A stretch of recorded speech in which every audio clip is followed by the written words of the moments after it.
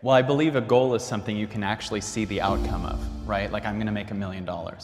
So if you say, I'm gonna go make $1 million, then you might actually see your bank account change, but that might not necessarily mean that you change. So if you have an intention, that's an inner, in the moment goal, right? And life can mirror what your intention is. So let's say you're feeling off.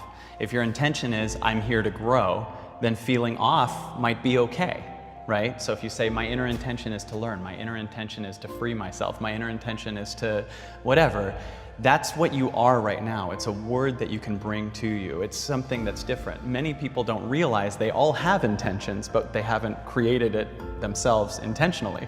So they might say, you know, I'm worried right now, and their inner intention might be to not have conflict. So then they're against that worry and they're actually scared.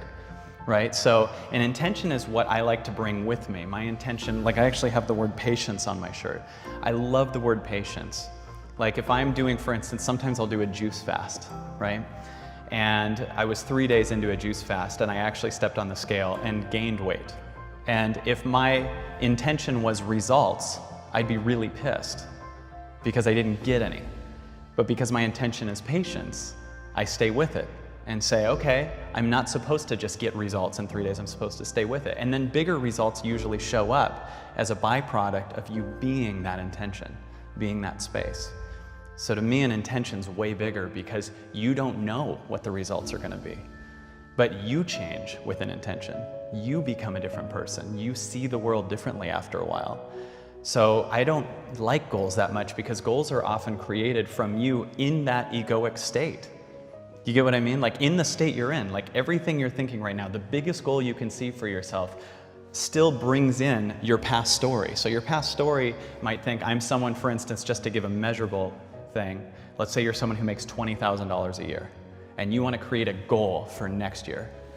So the biggest you're going to see is like, I'll make $30,000 next year. Yeah, but you're just this moment. What you and I and Oprah and Trump and anyone you can think of, we're all the same thing. Infinite possibilities, just heart, lungs, potential in this moment right now. And if you undo yourself from the old story, then you can change really fast. I want to go back to what you said about the stories and the stories we tell ourselves, which really feels to me very foundational in your entire philosophy. And I've seen you on stage working with people to help them release their stories, which is really, really special and neat to see you do. And you want to talk about something that would give me heart palpitations. It's really neat. How do you help people break out of those stories? Like, what is the process? Well, this might sound ignorant, but I believe all of our challenges that we have that we get triggered by are an illusion. I don't mean that like, so don't pay attention to them, because that's ignoring them. They still need to be felt and released. But almost everything that every person says, they can get to an energy where they're stuck in something and I can see the lie, I can feel the lie. So if someone says, whatever, I'm going through a massive stage fright right now, the first thing I have them do often is say, and I love that. And right away it loosens up. Right? They release it. Is that because you're shifting their perspective on it? Yes, not only am I, in my opinion, shifting their perspective, but I'm taking them to what's true. In other words, most people think the things that are temporary are the permanent things, right? The temporary passing, I'm going through a breakup. You don't understand that in a month you're gonna be okay. You think, when you're in a low, when you're feeling bad, you think that thing you're feeling is how you're gonna feel forever, which is what makes it feel worse. You know what I mean? When you're in a low, you're like, this is my life now. This is it. Or when you're in a high, you also get extra high because you think, this is my life now. I've fallen in love with this person. So we're together forever and I'm always going to feel like this. They're the one. Then a month later, you're like, is this my life forever? and then it goes back and forth and you don't get that all of your emotions are temporary. They're passing things. But there is this thing in this moment right now that I feel is permanent.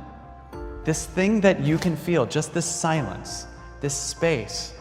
I've had so many things that have shown up and left that I once thought were my reality, that it feels like parts of me continue to die.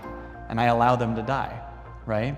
So most of our pain comes from believing, I believe, that we should keep holding on to these things that are really heavy in our lives. Even in physical examples, like just there's a lot of us that have an attic full of things, right? A lot of those things are things that your past thinks you should have, but they're not necessarily what your heart would want right now, right? Like this is something I inherited, or I should keep this and one day show my kids, right? So to give you an example for me, I had a top Comedy Central special in 2006, and I was cleaning a couple years ago, and I found this huge poster from that. And it was something I'm so proud of, and I was like, should I keep this? And I was like, my mind comes up with a justification for why I should keep that. And I believe when your mind comes up with a justification, that means you don't want it. I don't justify to anybody why I do this for a living. I don't justify who my family is. I don't justify who my best friends are to anybody. But there are some of us that have situations like, well, I do not like that person, but they were nice to me that one day.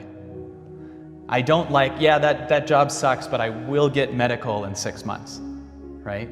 You're allowing yourself to lower yourself to your mind understanding why you're ignoring your body.